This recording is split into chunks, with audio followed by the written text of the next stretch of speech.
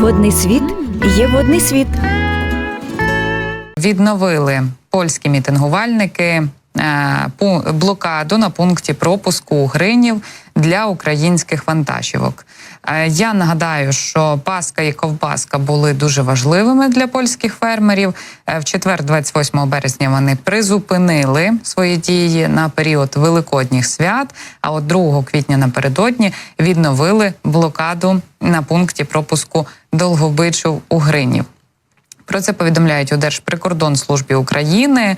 2 квітня українські прикордонники отримали від колег із Польщі інформацію щодо відновлення блокування для вантажівок цього пункту пропуску польськими фермерами з 9 години ранку. Пропуск вантажних транспортних засобів відбувався на виїзд з Польщі по 3 вантажівки на 6 годин та в бік Польщі по 1 вантажівці на добу. Пропуск легкових транспортних засобів та автобусів в обох напрямках здійснювався встановленим порядком. Таким чином, станом на ранок 2 квітня, дня напередодні, заблокованими для українських вантажівок були 3 напрямки. Це пункти пропуску Ягодин, Рава-Руська та Угринів, на якій відновили блокаду. Я також нагадаю, що ще 9 лютого польські підприємці, серед яких велика частина фермерів, але також перевізники, лісники і мисливці чомусь зібралися на кордонах. Зараз кадри ці ви можете бачити на екрані, почали протестувати проти так званого економічного безвізу від Євросоюзу для нашої країни, ну і також проти завезення українського зерна до Польщі і навіть проти транзиту.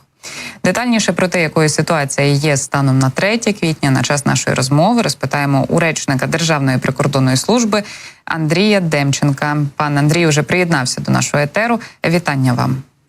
Вітаю, студія. Отож, чи могли б ви нам для початку розповісти про те, якою ситуація на українсько-польських кордонах є станом на зараз? Чи заблокованими залишаються 3 пункти пропуску, чи все ж таки додалося або віднялося щось від учорашньої інформації? Ні, якщо говорити про останню новину, яку ми тут давали вчора, то нічого не змінилося. Фактично заблокованими залишаються 3 напрямки, де польські фермери або ж ускладнюють проїзд для вантажних транспортних засобів, або ж взагалі не пропускаючи на окремих напрямках вантажівки.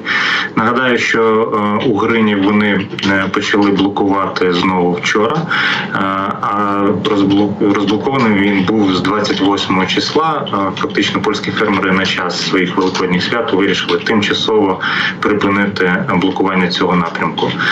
Заблокованими, окрім Угринова, є Рава-Руська і Ягодин. На цих напрямках польські фермери, як і раніше, взагалі не пропускають вантажівки, які слідують з України в Польщу. І тут нульові показники перетину кордону за останній вже такий тривалий час.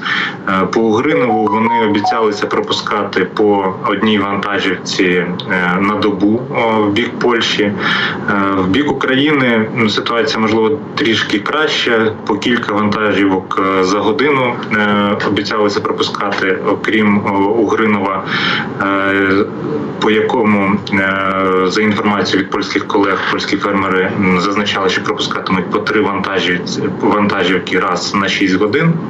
Але те, що можемо відмітити, порівнюючи з пропускною спроможністю кожного з цих напрямків, то досить критично мало пропускають по напрямку пункту пропуску Ягодин у бік України.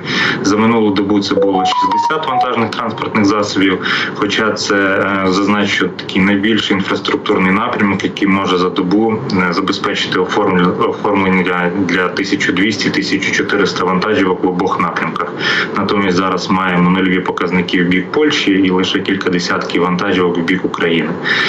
Черга станом на ранок сукупно на цих 3 напрямках десь 400 вантажних транспортних засобів було, найбільше навпроти Ягодина. По Угринову станом на ранок черга не відзначалася. Але також маємо і черги навпроти раніше розблокованих пунктів пропуску, зокрема навпроти пункту пропуску Краківець станом на ранок це десь 700 вантажівок, і навпроти пункту пропуску Шегині десь близько 400 вантажних транспортних засобів очікувало в чергах. Але зазначу, що ці напрямки вони вже певний час розблоковані.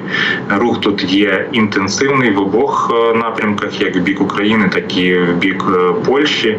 І навіть при тій кількості вантажівок, які перебувають в черзі, їм не доведеться довгий час, там тижнями простаювати для того, щоб перетнути кордон.